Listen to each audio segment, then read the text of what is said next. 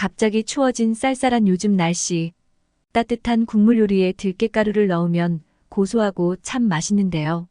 하지만 이렇게 몸에 좋은 들깨도 잘못된 방법으로 먹을 경우 암과 치매를 유발할 수 있다고 합니다. 안녕하세요.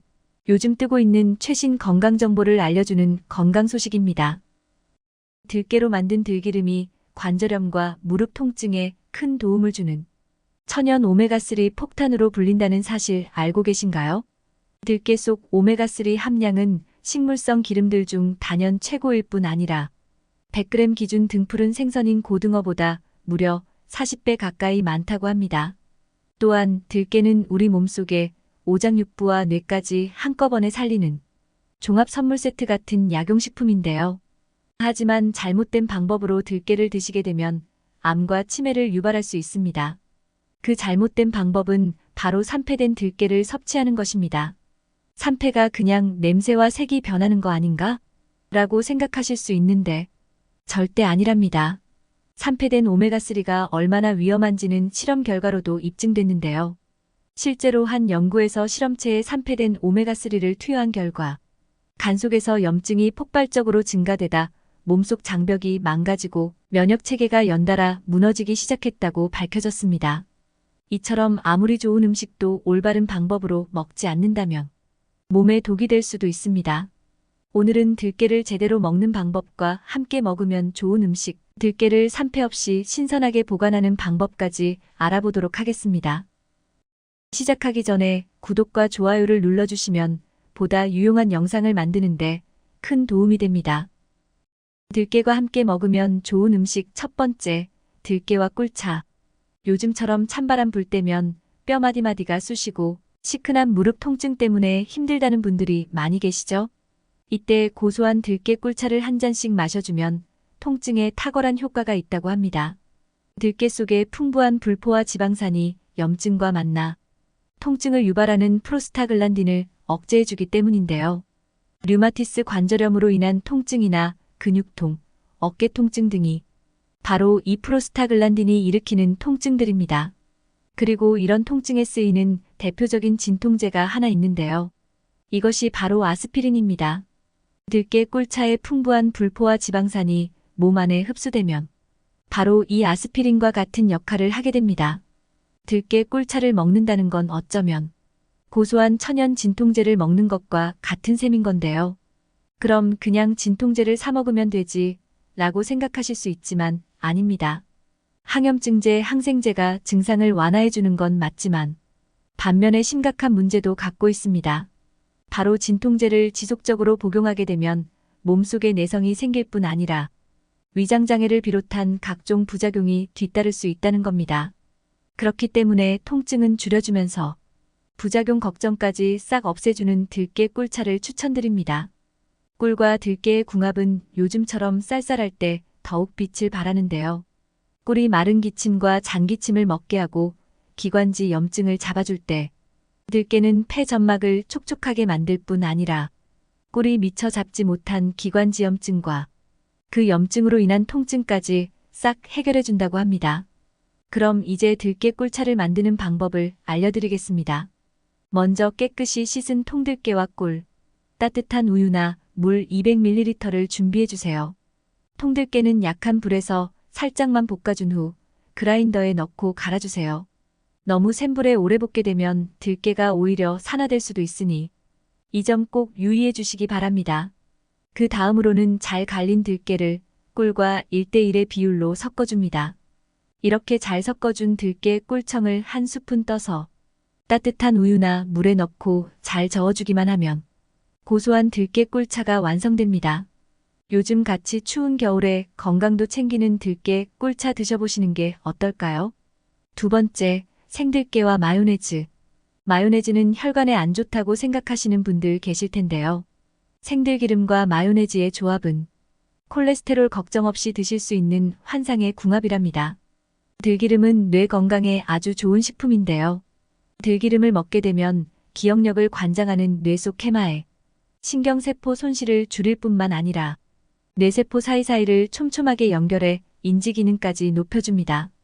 그뿐만이 아닙니다. 혈관에 낀 콜레스테롤과 각종 노폐물을 제거해주다 보니 뇌혈관의 혈액순환까지 활발해져 치매를 예방하는데도 아주 탁월한 효과가 있다고 합니다. 이런 효능은 들기름 속에 풍부하게 함유된 알파리놀렌산 성분 때문인데요. 실제로 미국 캘리포니아 주립대의 연구 결과에 따르면 오메가3 지방산의 일종인 알파리놀렌산 성분이 알츠하이머 치매를 유발하는 베타 아밀로이드가 뇌에 쌓여 있는 걸 막아준다고 발표했습니다. 다만 이 성분은 우리 몸이 자체적으로 생성할 수 없기 때문에 꼭 음식으로 섭취해줘야 하는데요. 이때 천연 오메가3 폭탄인 들기름을 강력 추천드립니다. 들기름 속 오메가3의 함량이 연어보다 무려 200배나 많기 때문인데요. 이렇게 오메가3 함량이 풍부한 들기름을 오메가3 파괴 없이 건강하게 드시려면 반드시 주의해야 할 점이 하나 있는데요. 들기름은 발연점이 낮은 편이기 때문에 고온에서는 절대 사용하면 안 된다는 겁니다. 만약 들기름의 발연점을 대수롭지 않게 여겨 튀김 요리에 쓰게 될 경우 발암물질이 생성될 수도 있는데요. 벤조피렌이라 불리는 이 물질은 국제암연구소가 지정한 1군 발암물질로 체내에 장기간 머무를 경우 폐암이나 위암 같은 인체에 치명적인 암을 유발한다고 합니다.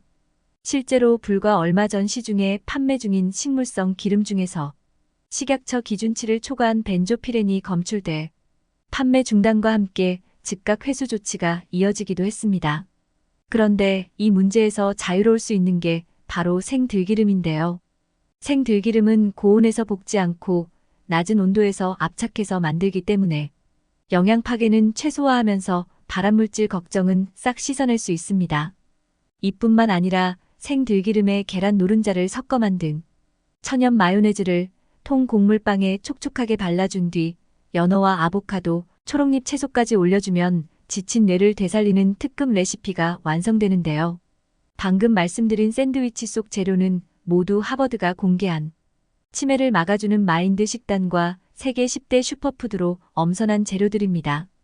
또한 생들기름 마요네즈 속 주재료인 계란 노른자는 들기름과 식초가 잘 섞이도록 하는 천연 유화제 역할을 할 뿐 아니라 치매 예방을 말할 때 절대 빼놓을 수 없는 식품이기도 한데요. 계란 노른자에는 콜린 성분이 풍부해 언어와 인지 능력을 높여줄 뿐 아니라 노른자 속 레시틴 성분이 뇌신경세포를 활성화시켜 기억력을 높이는데 탁월한 효과가 있습니다. 이렇게 좋은 생들기름 마요네즈는 뛰어난 효능에 비해 만드는 건 무척이나 간단하답니다. 먼저 달걀 노른자 2개와 생들기름 200ml, 식초와 소금 1숟가락씩, 그리고 설탕 반 숟가락을 준비해주세요. 계란 노른자 2알을 볼에 담아 거품기로 잘 섞어줍니다. 그 다음 잘 섞인 노른자에 들기름을 부어줄 건데요. 여기서 첫 번째 꿀팁, 들기름은 처음부터 다 넣지 마시고 한 스푼씩 추가로 넣어가며 노른자와 섞어주세요. 이렇게 차근차근 넣어줘야 응고가 잘 되기 때문에 들기름과 노른자는 꼭 조금씩 섞어주세요. 다음 꿀팁 2번째, 저을 때는 한 방향으로 저어주세요. 마요네즈를 좀 더 빠르게 꾸덕한 상태로 만들 수 있습니다. 그렇게 들기름과 계란 노른자가 잘 섞여 되직해지면 소금, 설탕, 식초를 넣고 다시 저어주면 되는데요. 색이 불투명해지고 끈적하게 변할 때까지 해주시면 됩니다. 완성된 생들기름 마요네즈는 냉장고에 넣어두었다가 사용하시면 되는데요. 최대 일주일 안에 드시기 바랍니다. 인공 유화제나 각종 첨가물이 없어 안심하고 먹을 수 있지만 그만큼 산패의 우려가 있기 때문입니다. 세 번째, 통들깨. 들깨 껍질을 그저 들기름을 짜고 남은 찌꺼기 정도로만 아셨다면 그동안 들깨의 좋은 성분은 반만 드신 거라고 할 수 있습니다. 들깨 껍질에는 우리 생각보다 훨씬 더 다양한 영양소가 풍부하게 함유돼 있는데요. 그 중에서도 특히 식이섬유가 풍부해 몸속 노폐물을 쫙 흡착시켜 몸 밖으로 배출시키는 역할을 하는데요. 그렇기 때문에 변비로 힘들 때나 묵은 숙변을 제거하고 싶을 때 통들깨를 드셔보시면 드라마틱한 효과를 볼 수 있습니다. 또한 통들깨는 우리 몸속 건강만 챙기는 게 아니라 피부 건강까지 챙겨주는 일석이조의 식품인데요. 강력한 항산화 성분인 들깨 속 루테올린이란 성분은 나이 들며 짙어지는 검버섯이나 속기미를 옅게 만드는 효과도 있다고 합니다. 실제로 한 연구에 따르면 들깨 속 루테올린의 멜라닌 색소 억제 효과는 기미 화장품의 주성분인 알부틴보다도 무려 2배 이상이나 높았다고 합니다. 게다가 껍질을 벗기고 들깨를 볶는 순간부터 시작되는 산패 걱정까지 없애주니 앞으로 들깨는 꼭 껍질째 통째로 드시는 게 좋겠습니다. 통들깨 먹는 가장 좋은 방법 중 하나는 밥을 할 때 통들깨 함께 넣고 짓는 건데요. 이렇게 밥에 넣어 먹게 되면 향도 고소하고 식감도 굉장히 좋지만 무엇보다도 통들깨를 소리가 더 이상 안 들릴 때까지 꼭꼭 씹은 다음 삼키게 되면 자연스럽게 소화를 돕는다는 장점까지 있습니다.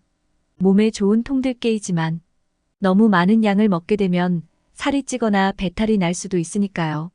통들깨는 하루 5스푼 내로 드시길 권해드립니다. 여러분 혹시 주방에 있는 들깨가루 언제 샀는지 기억하시나요?